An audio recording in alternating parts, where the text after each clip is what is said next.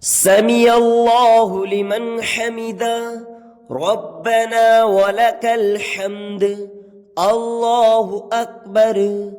سبحان ربي الأعلى سبحان ربي الأعلى سبحان ربي الأعلى الله أكبر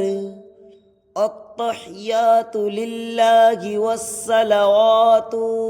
والطيبات السلام عليك أيها النبي ورحمة الله وبركاته السلام علينا وعلى عباد الله الصالحين أشهد أن لا إله إلا الله وأشهد أن محمدا عبده ورسوله